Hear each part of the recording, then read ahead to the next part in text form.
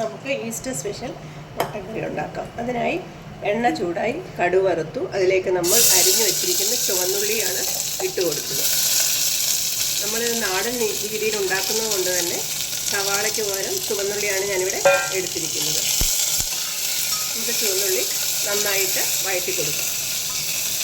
അതിൻ്റെ കൂടെ നമ്മൾ അല്പം ഗ്രാമ്പുവും പെരിഞ്ചീരകവും ഇടാം. നമുക്കിതിലേക്ക് ഒരു 4-5 ഗ്രാമ്പും ഇട്ട് കൊടുക്കാം. ഗ്രാമ്പു ഇടുമ്പോൾ ഈ മട്ടൻ കറിക്ക് ഒരു പ്രത്യേക സ്വാദുണ്ടാകും. അതിന് ശേഷം നമുക്ക് കുറച്ച് പെരിഞ്ചീരകവും കൂടെ ഇട്ട് ഉള്ളി നന്നായിട്ട് വഴറ്റിയെടുക്കാം. ഉള്ളി ഒന്ന് വഴണ്ടി വന്നതിന് ശേഷം നമുക്ക് ഇഞ്ചി, പച്ചമുളക്, വെളുത്തുള്ളി ചേർക്കാം. അപ്പോൾ തൽക്കാലം ഇതൊന്ന് വഴണ്ടി വരട്ടെ. ഇത് നമ്മൾ മട്ടൻ 1/2 കിലോ മട്ടനാണ് എടുത്തിരിക്കുന്നത്. മട്ടൻ പുരട്ടി വെച്ചിരിക്കുന്നതാണ്. ഏകദേശം 3 മണിക്കൂർ ഫ്രിഡ്ജിൽ മാരിനേറ്റ് ചെയ്ത മട്ടനാണിത്. ഇതിനകത്ത് കാശ്മീരി മുളക് പൊടി, മഞ്ഞൾപ്പൊടി, മല്ലിപ്പൊടി, ഗരം മസാല, കുരുമുളക് പൊടി, മഞ്ഞൾപ്പൊടി ഇത്രയും ചേർത്ത് ഉപ്പും കൂടെ ചേർത്ത് നല്ലതുപോലെ ഇളക്കി നമ്മൾ ഫ്രിഡ്ജിൽ വെച്ചതാണ്. ഇതാണ് നമ്മൾ കറിക്ക് എടുക്കാൻ ഉപയോഗിക്കുന്നത്.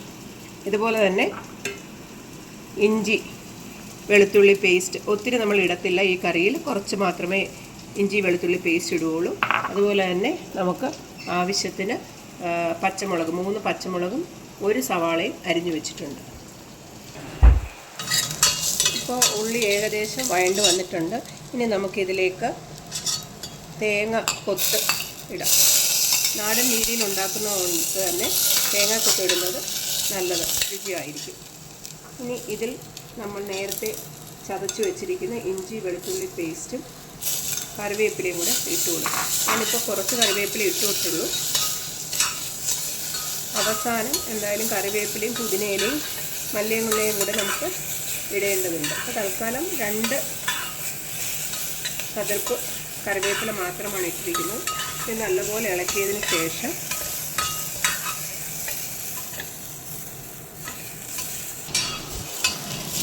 ഇത് നല്ലപോലെ വഴണ്ട് വന്നിട്ടുണ്ട്. ഇനി നമുക്കിതിൽ അരിഞ്ഞു വെച്ചിരിക്കുന്ന 3 പച്ചമുളക് ഇട്ട് കൊടുക്കാം.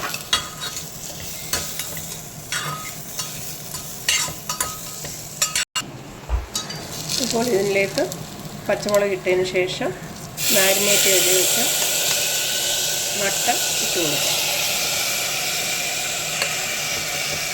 ഇത് നല്ലതുപോലെ അരപ്പ് പിടിച്ചിട്ടുണ്ട് ഈ മട്ടനിൽ.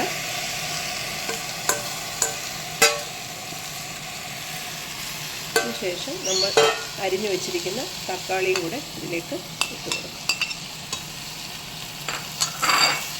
അതിനുശേഷം നല്ലപോലെ ഇളക്കുക. നല്ല ഉള്ളി അടിയിൽ കിടക്കുകയാണ്. ഉള്ളി നല്ലപോലെ ഇളക്കി ഇനി കറിവേപ്പിലയും മല്ലിയിലയും പുതിനയിലയും നമ്മൾ അവസാനം ഇടുന്നു.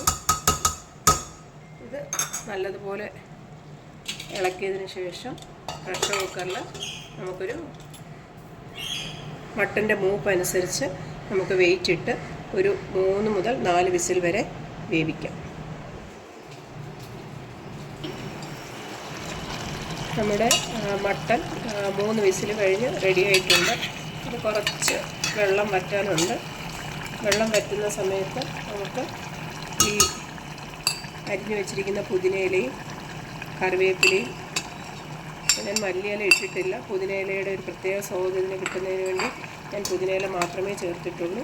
ഇനി ഇത് നല്ലപോലെ വറ്റി വരുന്നതനുസരിച്ച് നമുക്ക് കറി റെഡിയാകും. നമ്മുടെ മട്ടൻ കറി റെഡിയായിട്ടുണ്ട്. നല്ലപോലെ ചാറ് കുറുകിയിട്ടുണ്ട്. ഇനി നമുക്കൊരു അപ്പത്തിൻ്റെ കൂടെയോ ചപ്പാത്തിയുടെ കൂടെയോ ചോറിൻ്റെ കൂടെ കഴിക്കാം.